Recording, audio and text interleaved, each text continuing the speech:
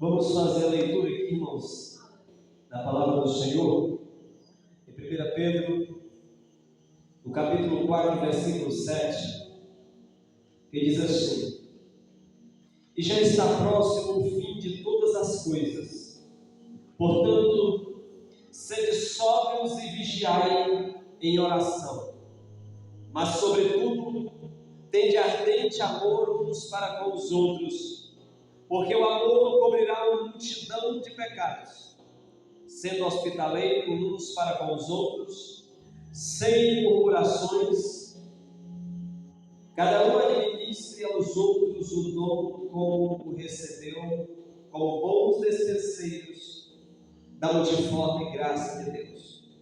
Se alguém falar, fale segundo as palavras de Deus. Se alguém administrar, administre segundo o poder que Deus dá, para que em tudo Deus seja glorificado por Jesus Cristo, a quem pertence a glória e o poder para todos sempre. Amém. Que nesta noite, irmãos, o Espírito Santo de Deus venha falar conosco, venha falar aos nossos corações, e a gente venha compreender o que o Senhor, o Espírito Santo, quer nos ensinar. Então, que o Espírito Santo, nesta noite, venha nos instruir quanto à sua palavra, daquilo que Ele quer que nós saímos daqui cheios.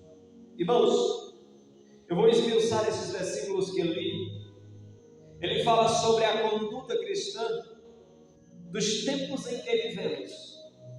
Só que aqui nós estamos, irmãos, no Novo Testamento, aproximadamente 2000 anos atrás.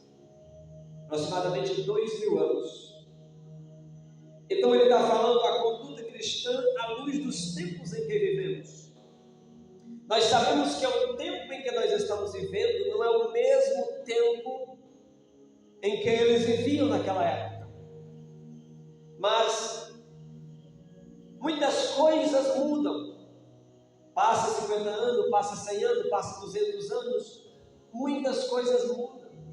E quando a gente fala de 2000 anos, existiram muitas mudanças de lá para cá, em várias áreas. E nós olhamos, por exemplo, para a tecnologia atual. Em um ano, a tecnologia se avança mais do que em tempos antigos. Tinha um tempo em que a tecnologia se avançava, passava 100 anos. O que passava 100 anos para avançar na tecnologia, hoje, em um ano, já passa. Você olha para um equipamento como um celular, por exemplo, ele hoje é lançado, um modelo. Quando for daqui 2, 3, 4, 5, 6 meses, já está sendo lançado outro com a tecnologia muito maior do que aquele que foi lançado. Então muda muita coisa. Só, irmãos, que se nós formos para o livro de Eclesiastes, nós aprendemos uma coisa com as Escrituras Sagradas. Salomão, no livro de Eclesiastes, fala dessas coisas que passam. Só que ele diz um detalhe: nada é novo debaixo do sol. Por que nada é novo debaixo do sol? Se eu acabei de dizer que tudo muda, a tecnologia muda. Há 1000 anos, 2000 anos se passaram, e de 6 meses, 3 meses, um ano, a tecnologia cada vez mais está avançando. A forma das pessoas pensarem, a forma das pessoas viverem, relacionado a tudo isso, a todas essas mudanças. Antigamente, você não conseguia falar com uma pessoa, sabe, que estivesse do outro lado da rua, a não ser que você saísse da sua casa e fosse até a casa dela para conversar com ela. Hoje, sentado na sua casa, você fala com uma pessoa lá do Japão ou da China, do outro lado do mundo. Então, irmãos, você olha e diz assim: então tudo mudou. Só que Salomão vai dizer que Nada é novo debaixo do sol. E se nós formos observar, irmãos, de acordo com esta palavra que fala de conduta cristã para os nossos tempos, sendo que ali era 2000 anos atrás e hoje nós estamos em 2025. Será que esta palavra serve para nós? Sim, porque segundo o livro de Eclesiastes diz que nada é novo. Por que nada é novo? Porque o ser humano sempre vai ser o mesmo. O ser humano sempre vai ter as mesmas atitudes.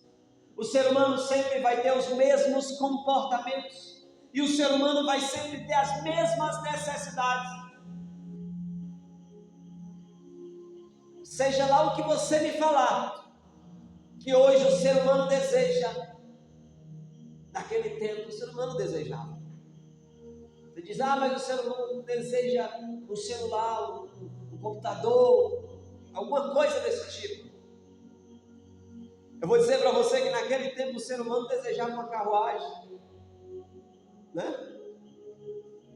Um cavalo bem robusto. Se hoje nós falamos de um carro de 3, 4 milhões de reais, naquele tempo um cavalo dava para o ser humano, uma carruagem dava para o ser humano o mesmo prazer que dá ao ser humano hoje de sentar num carro de luxo. Irmãos, algumas coisas mudam. A tecnologia muda, a forma de se locomover muda, a forma de se comunicar muda, mas o ser humano não. Os desejos do ser humano são os mesmos, as ansiedades são as mesmas, as vontades são as mesmas, as dores são as mesmas.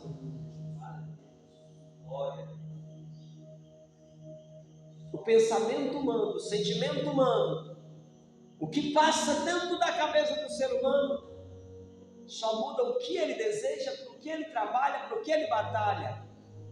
Mas as vontades são as mesmas.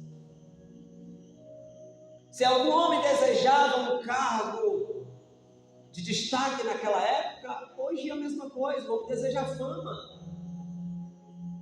deseja o sucesso, deseja as riquezas. Tem diferença daquela época de Salomão, do que está sendo falado aqui?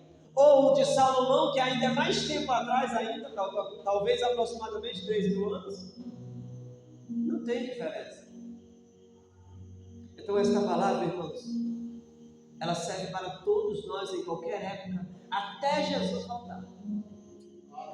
Até Jesus Cristo voltar, esta palavra serve. Então, sabendo disso que eu estou falando para os irmãos, que eu acabei de falar, nós vamos começar a fazer a leitura desses textos, para nós entendermos o que Pedro quer nos ensinar. Ele diz, e já está próximo o fim de todas as coisas, portanto sede sóbrios e vigiai em oração.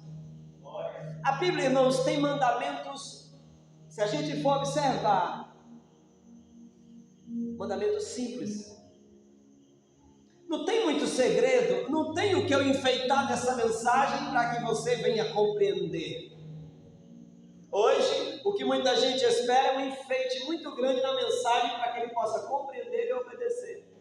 E observar. Aquela mensagem foi emocionante porque o pregador trouxe coisa que ninguém nunca tinha ouvido. Mas todos os dias nós batemos em teclas e coisas que eu não conserto. Ele diz, já está próximo o fim. Eu pergunto, quantos hoje estão esperando o fim? Quantos? Poucos estão realmente esperando o fim. Se eu perguntar, você tem a certeza da sua salvação? Você vai para o céu? Você aceitou Jesus de coração? Muitos vão responder sim, e com verdade, de coração. Mas se eu perguntar, você está realmente esperando que Jesus Cristo possa voltar já já? Irmãos, Com toda sinceridade, muitos vão responder: não, eu espero Jesus Cristo daqui 30 anos, 40 anos, 50 anos. Se daqui 50 anos eu encontrar essa pessoa, eu vou perguntar para ela: você está esperando Jesus Cristo voltar agora? Ela: não, estou esperando Jesus Cristo voltar daqui 30, 40, 50 anos. Então, irmãos, geralmente nós não estamos esperando Jesus Cristo para o agora. É ou não é? Nós não estamos esperando Jesus Cristo. Alguém aqui está achando que Jesus Cristo já vai voltar antes de terminar o culto? Não. Mas um dia vai acontecer isso. Um dia vai ser o último culto, mas ninguém vai estar esperando. Isso é bom? Não é muito bom. Por quê? Porque significa que nós estamos mais apegados à terra do que ao céu. Vejam só o pensamento de Paulo. Ele dizia: para mim o morrer é lucro, porque eu vou desfrutar do que tem nas mansões celestiais. Pedro está falando aqui, e já está próximo o fim de todas as coisas. Como Pedro, irmãos, que estava com poucos dias que tinha aceitado Jesus, ou até poucos anos que tinha aceitado Jesus, estava dizendo que estava perto do fim. E hoje já se passaram 2000 anos aproximadamente, porque ele estava talvez há uns anos à frente do nascimento de Jesus. Irmãos,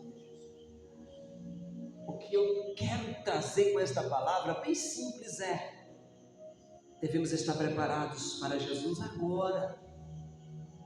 Devemos desejar a vida de Jesus Cristo agora, porque nesse pensamento Jesus só volta daqui 30 anos, 40 anos. Há alguns que ainda dizem Jesus Cristo volta daqui 200 anos. Já ouvi uma pessoa falando isso. Daqui 300 anos. Isso quando espera, e aqueles que não estão esperando nem Jesus Cristo voltar, nem acreditam. Mas nesse pensamento de que Jesus volta daqui 30, 40, 50, 100, 200, 300 anos, um dia ele vai voltar. Se você soubesse que Jesus Cristo voltaria, vou fazer uma pergunta e você responda bem rápido. Se você soubesse que Jesus Cristo voltaria daqui 5 minutos, o que é que você faria? Pedir perdão. Eu peço logo agora. Pois é. Mas você respondeu a pergunta, a resposta que a gente geralmente responde. Eu ia pedir perdão imediatamente. Só que, como eu estou falando, vai ter um dia em que você não vai pensar nesses 5 minutos. Porque ele vai vir. No abrir e fechar de olhos. Um dia a trombeta soará. Paulo fala nesse mesmo trecho, onde ele fala da morte, que ele queria morrer. Não era de desprezo, de desgosto, porque muita gente às vezes quer morrer de desprezo, de desgosto, da vida, pela dor. Ele queria morrer por causa da ansiedade para ver o céu, da ansiedade para ver as mansões preparadas para os seus servos. Pedro, sabendo de nós, que nós muitas vezes não estamos preparados para a vinda de Cristo, ele disse: portanto, sede sóbrios e vigiai em oração. Olha, o que é ser sóbrio, irmão? Ser sóbrio não significa que você vai beber e você não deveria beber. Não, ele está dizendo aqui, sabe em que sentido? Portanto, sempre esteja atento, sabendo que Jesus Cristo a qualquer momento vai voltar. Olha, se hoje você for assistir algum vídeo falando sobre o fim dos tempos, você vai pensar que Jesus Cristo já está mesmo realmente pertinho de voltar. Por quê? Porque profecias já se cumpriram, Muitas coisas estão acontecendo que contribuem para a vida de Cristo, para o arrebatamento da igreja, para a consumação dos séculos, para o fim de todas as coisas, como são as palavras que Pedro usa aqui nesse texto. Então ele disse: sede sóbrios. O que é?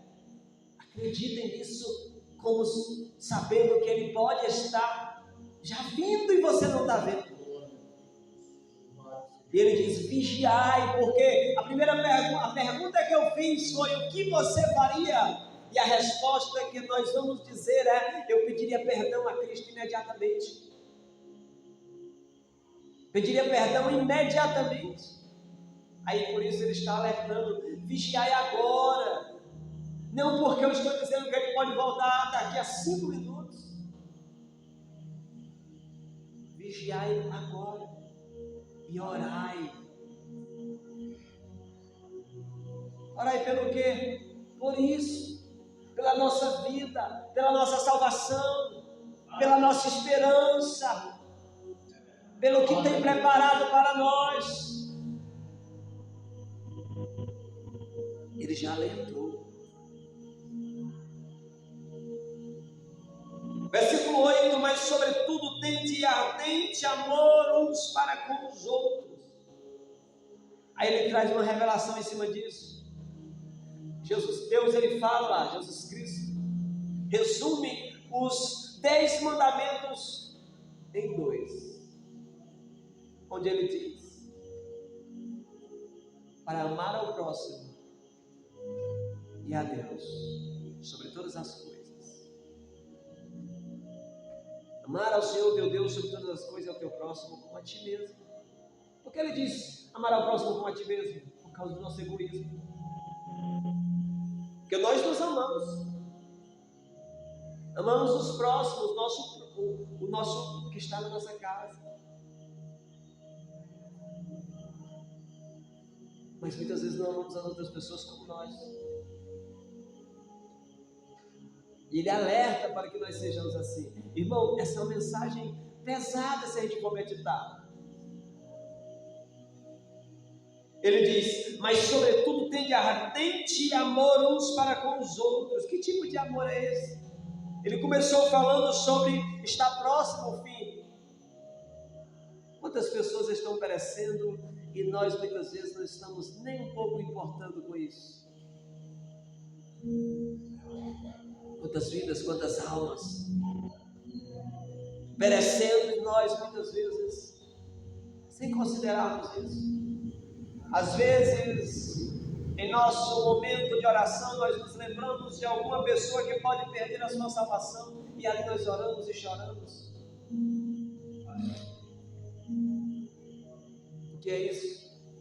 É quando nós sentimos o mesmo amor que nós temos por nós sentimos por aquela pessoa.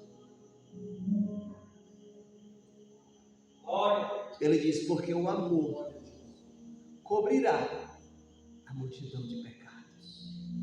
Vejam só, irmãos, que revelação grandiosa que o apóstolo Pedro trouxe para nós aqui neste versículo. A Bíblia, irmãos, ela se resume ao amor. Ela se resume ao amor. Várias partes da Bíblia falam sobre o amor, e nessa ele diz que se você quer ser perdoado de uma multidão de pecados, ame. E quando é que eu amo? Quando eu deixo a inveja de lado, quando eu deixo a ira, a raiva, o ódio de lado. Eu não consigo ver aquela pessoa se dando bem, prosperando, porque nasce uma inveja. Eu não consigo ver aquela pessoa perecendo. Parece que por causa de algo que ela cometeu, eu tenho que torcer que ela se dê mal. Não, eu tenho que torcer que ela se converta dos maus caminhos e seja uma cristã, para não perder a salvação. Para não perder a salvação. Eu pergunto: você quer ver alguém perecendo de dentro da sua casa indo para o inferno? Um filho, cônjuge? De jeito nenhum, você não quer nem pensar nisso. Por quê? Por causa do amor. Mas nós temos o mesmo pensamento para com o próximo vizinho, um outro parente? Muitas vezes não. Por isso ele fala, porque o amor cobre uma multidão de pecados. Sendo hospitaleiros uns para com os outros sem murmuração. Sem murmuração. Quantas vezes nós estragamos a parte do amor quando nós começamos a difamar alguém por alguma atitude que ela faz. Esses dias eu estava falando para alguém, eu disse: nós temos que aprender a amar cada vez mais os mais próximos de nós, porque muitas vezes é muito mais fácil eu dizer: vou abençoar a vida de alguém, a pessoa passou e está precisando, e a pessoa dá vida pelaquela pessoa. Ela não sabe quem é, não está errada em fazer isso, mas muitas vezes ela condena o próximo porque ela sabe quais são os defeitos, os pecados, os erros que aquela pessoa tem. Sabe o que é isso? É quando não somos hospitaleiros. Quando eu olho para o meu irmão, que eu conheço ele, porque ele congrega na mesma igreja que eu, ele é próximo de mim, e eu vejo a multidão de defeitos que ele tem, e aí o amor começa a desaparecer. Por quê? Porque eu só consigo ver o defeito, eu só consigo ver o erro. E aí quando o irmão precisa de uma mão amiga, de um apoio, de uma ajuda, eu nego, porque eu digo assim: não, ele está pagando pela língua, pagando pelos erros, pelas atitudes. Por isso que Pedro já alertou, ele sabia como era a gente, ele já sabia como nós éramos, tendenciosos a punir, tendenciosos a julgar.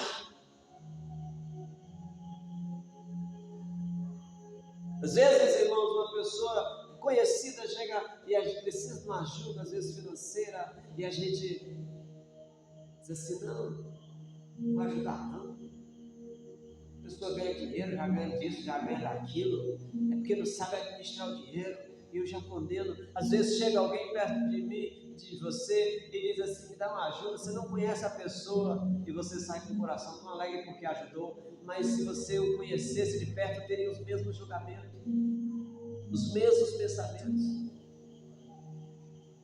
Que Deus venha trabalhar em nossos corações, para que tenhamos amor uns para com os outros, como Pedro alertou aqui. Irmãos, pregar uma palavra dessa e viver uma palavra dessa, irmãos, é mais difícil. É mais difícil. Porque quando eu começo a ver os defeitos, eu começo a julgar e me afastar, e condenar, e amar menos, e orar menos pela vida daquela pessoa. Eu começo a dizer: ele é assim, ele é desse jeito, ele é assim, ele é desse jeito. Todos nós temos nossos defeitos. Todo ser humano na face da terra tem alguns defeitos, alguns erros. Por isso que Pedro já sabia disso. Por quê? Porque Pedro estava cheio do Espírito Santo, e o Espírito Santo, ele produz amor, ele não produz vingança, ele não produz ódio, ele produz um amor. O Espírito Santo, irmãos, ele produz um amor.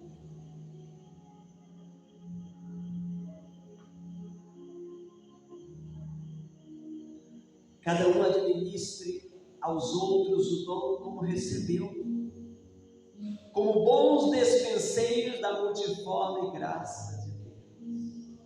Vejam qual a lição que Pedro nos traz nesse versículo. Ele diz: cada um administra o dom que Deus deu. Primeiro, vamos aprender. Todos nós temos um dom, pelo menos. No mínimo, você e eu temos um dom. No mínimo.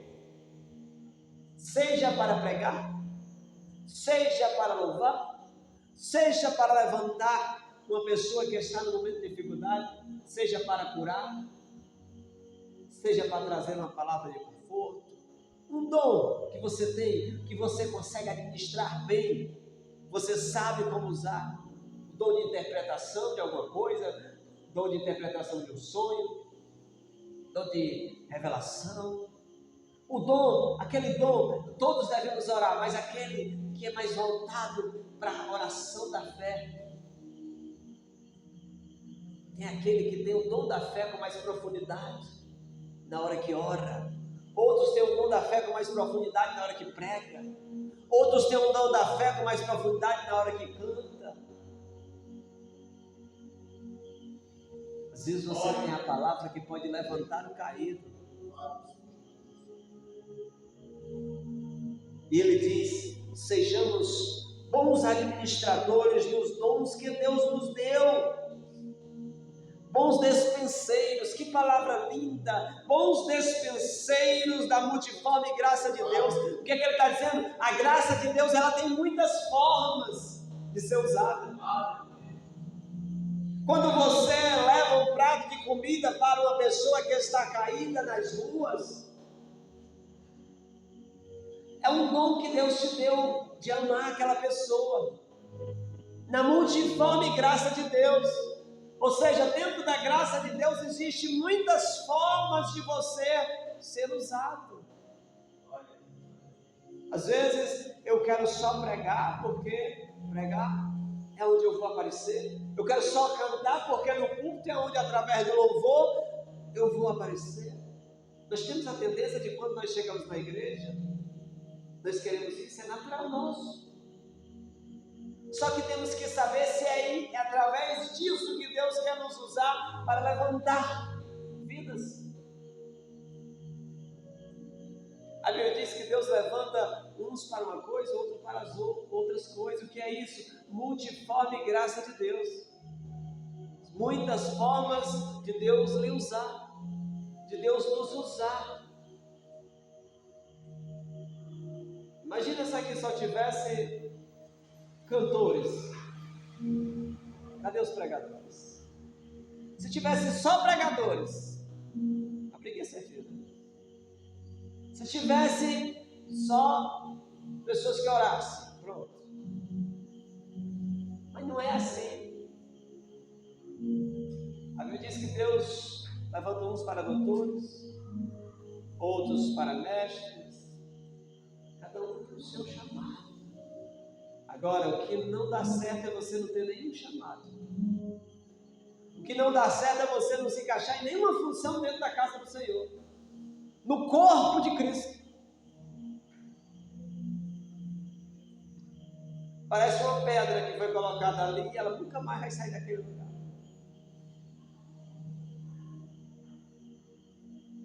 Parece uma pedra, a pedra foi colocada ali ela ficou e pronto. Aquela pedra que está lá no irmão Olivaldo, tão cedo ninguém vai tirar ela dali. Né, Maria? Tão cedo ninguém vai tirar ela dali. Se bem que aquela pedra tem uma função, ela esfria o local e ainda traz sombra, né? A pedra pode até achar ruim de eu comparar às vezes um ser humano que não tem um dom com ela. Porque a Bíblia diz, Jesus falou, se este se calar, as pedras clamarão.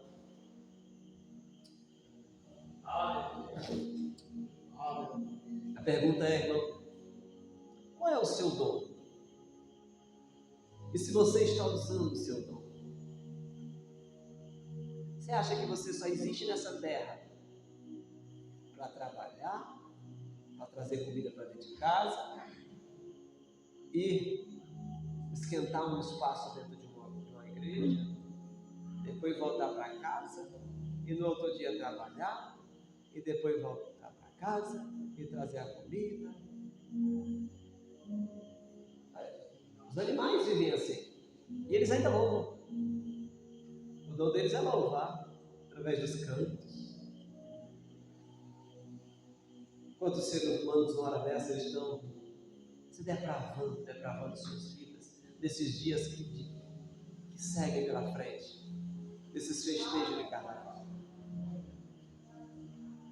Irmãos, enquanto nós estamos aqui pregando, olha só, e você ouvindo, e glorificando a Deus, e edificando o nosso espírito, jovens e adultos estão no meio dos festejos aí ao redor do mundo, pensando em quantas formas eles podem pecar. Eles estão pensando em quantas formas eles podem pecar. Quantos litros de cachaça, de cerveja,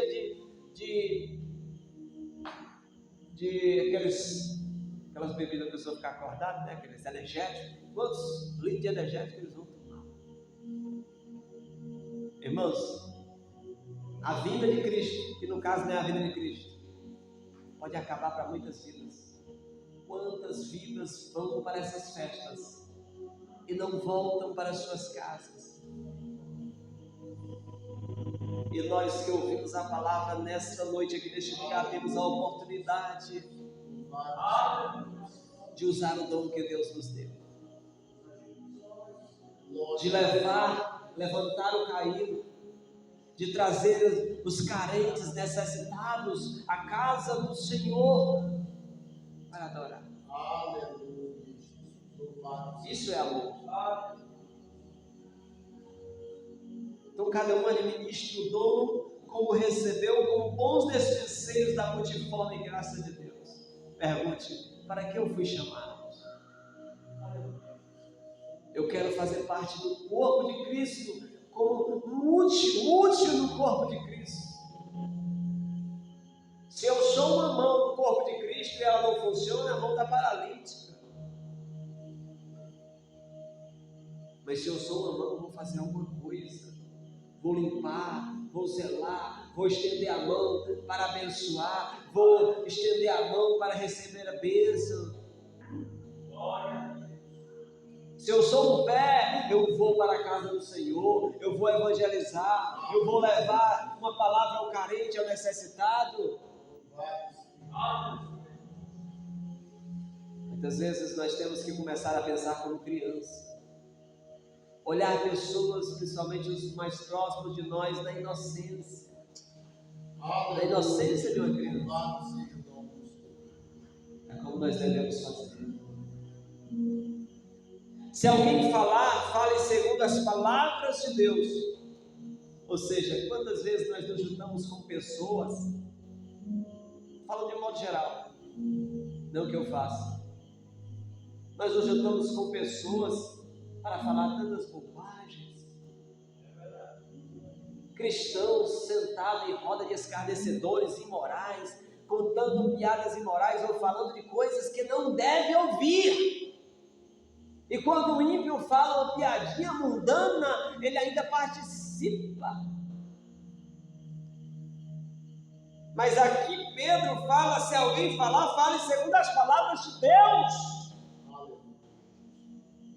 E Deus nos deixou a mensagem: quando vos apresentarem diante de quem quer que seja, até dos reis, não se preocupe, abre a boca, eu encherei ela, abre a boca, eu vou falar. Mas se a sua boca é emprestada para mentira, para engano, para imoralidade, o Espírito Santo não vai passar por ali não. Saiba que quando você mente, não tem como o Espírito Santo passar pelo aquele mesmo canal de comunicação, não. O Espírito Santo vai se afastar, porque o Espírito Santo é sensível, é santo, e a santidade não tem corrupção, e a santidade não tem contaminação. Então nós devemos ter palavras doces, suaves, simples, mansas, e que venham da parte de Deus. Pedro alerta e diz: se alguém falar, fale segundo as palavras de Deus. E ele diz: se alguém administrar, administre segundo o poder que Deus dá. Administrar o quê? Irmãos, ele só falou administrar, então é qualquer coisa. Se você administra a sua casa, administre segundo o poder de Deus.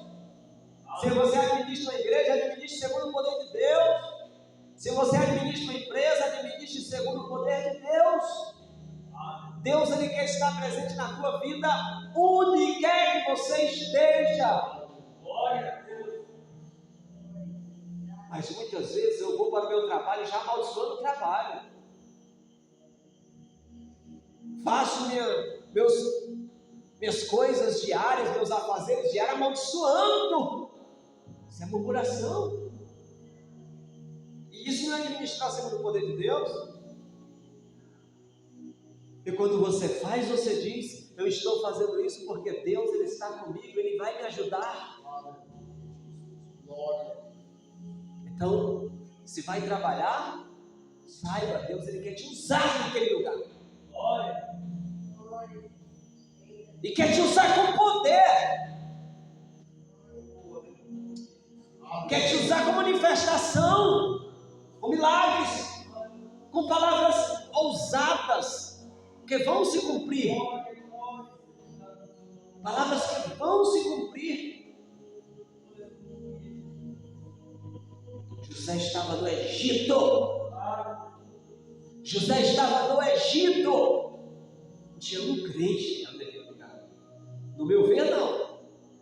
Só José. José, irmãos, ele foi preso, ele foi encarcerado, ele foi para a casa de um soldado egípcio, conviveu com pessoas egípcias. Irmãos, José sozinho contaminava todo o ambiente onde ele chegava. Ele não era contaminado não, irmãos. Ele não era contaminado. José, ele tinha um aroma espiritual nele, que onde ele chegava, ele espalhava. Por quê? Porque onde José chegava, ele ia com Deus. Irmãos, eu pergunto: quem vai ser escravo e dizer assim: você é escravo para a honra e glória do Senhor, você é escravo pelo poder de Deus? Como? José foi preso e daqui a pouco José estava administrando a cadeia. Ele que estava cuidando dos presos. Isso é que é administrar com o poder de Deus. Às vezes nós somos contratados para trabalhar em algum lugar, para ir para algum canto, e muitas vezes nós só entendemos aquilo como uma profissão, só como um ganha-pão. Não, onde Deus te colocar é onde Ele quer te usar. E se você deixar ser usado, Ele vai te colocar no lugar melhor, numa posição melhor. Por quê? Porque você soube usar o nome dele onde você chegou. Quantas vezes eu quero ser próspero, abençoado, mas eu só quero para mim, e só como profissão, mas não para a honra e glória do nome do Senhor Jesus Cristo. Irmãos, ímpios sabem disso e usam para o bem. Nós temos um histórico de pessoas que entraram em bancos como zeladores e se tornaram gerentes nacionais de bancos. Por quê, irmãos? Porque eles sabem usar muitas vezes um poder que nem eles sabem de onde é que vem. Eu escuto muitos ímpios falando sobre essa questão financeira, e eles falam de prosperidade que vem de algum lugar e eles nem sabem explicar de onde é, mas é Deus quem dá. E por que Deus prospera muitas vezes alguns ímpios? Porque os ímpios sabem usar as leis que Deus deixou na terra para o crescimento. Quantos ímpios homens por aí fazem tantas caridades, abençoam tantas vidas, muitos fazem isso. Existem ímpios corruptos, sim, e o deles está preparado. Ímpios que pesam a mão sobre funcionários, sim, tem, mas o deles está guardado. Às vezes crescem no engano, mas não é um crescimento bom. Aquilo ali um dia vai cair como uma queda de um gigante. Mas aquele que teme a Deus, irmãos, e que teme as leis naturais que Deus deixou para qualquer ser humano e usá-la, Deus ele vai abençoar. Hoje só o que nós ouvimos é a prosperidade, e muitas vezes nós não entendemos que a prosperidade está além do dinheiro, além de você ter um carro de luxo, uma mansão. Ela é você estar satisfeito com o respirar, com o andar, com o viver.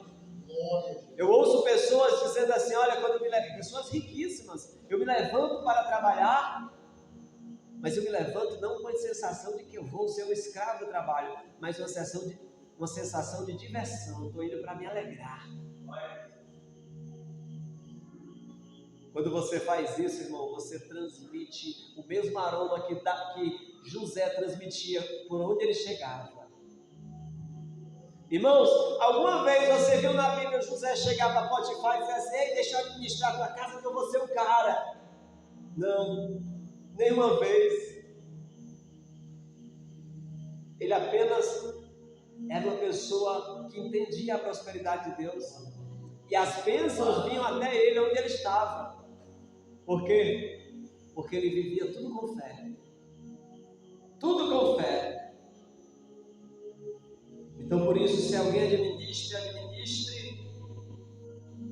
segundo o poder que Deus dá, para que em tudo Deus seja glorificado por Jesus Cristo, a quem pertence a glória, o poder para todos sempre. Amém. Por que ele finaliza com essas palavras? Porque em todas essas palavras que eu falei até agora, que tudo isso não seja para a nossa honra nem para a nossa glória, mas para a honra e glória do nosso Senhor Jesus Cristo. Para a honra e glória dele.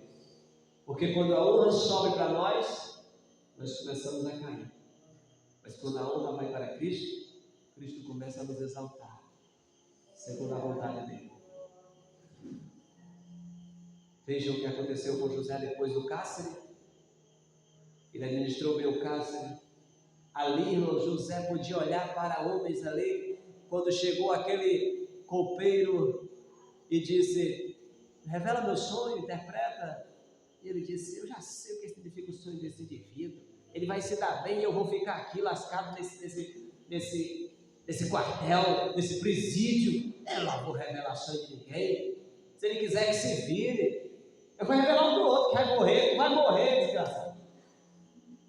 Né? Ele podia ter pensado assim, né?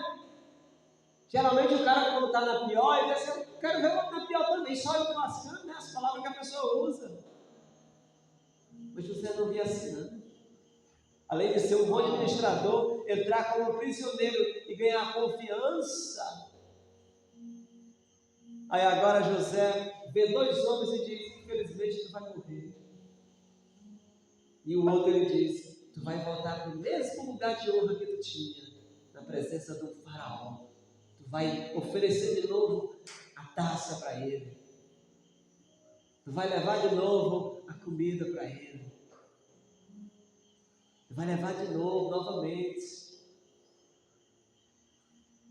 Aí ele olhou para ele, e cheio de esperança, ele disse, lembra de mim diante de faraó. Ele lembrou? Lembrou, mas depois de 2 anos. E foi quando surgiu uma necessidade.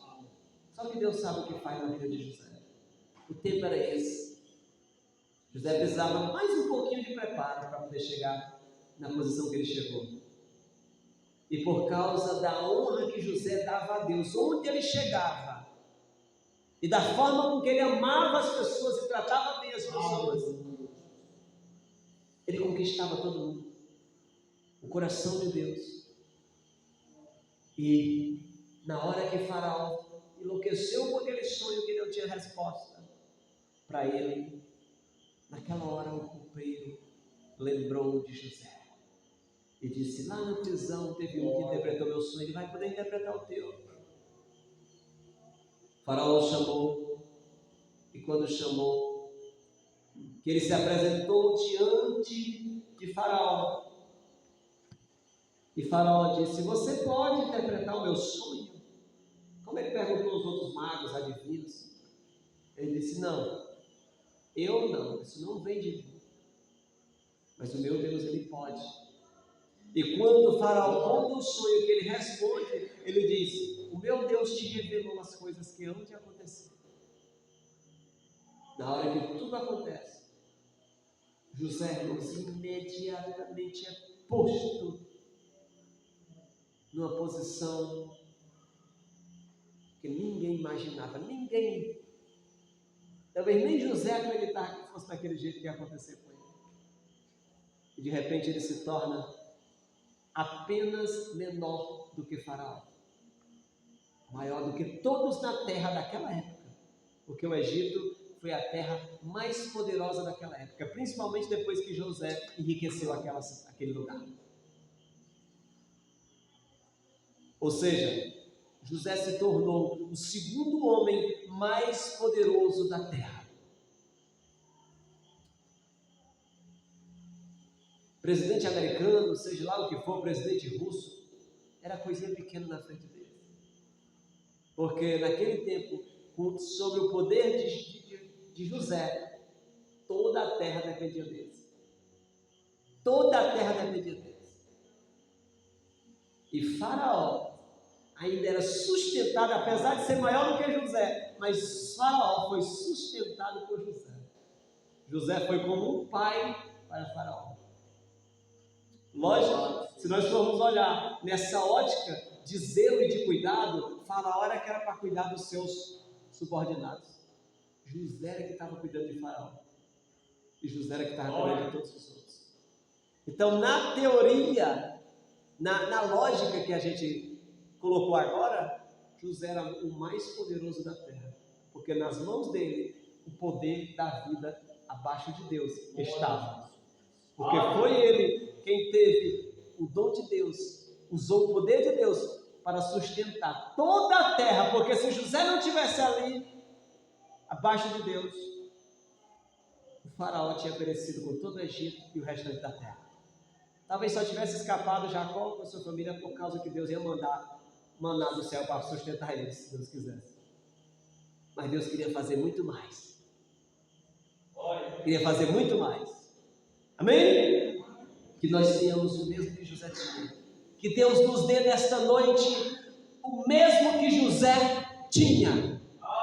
Quantos recebem esta palavra? Amém. Graças a Deus. Agradeço a oportunidade de Jesus Cristo.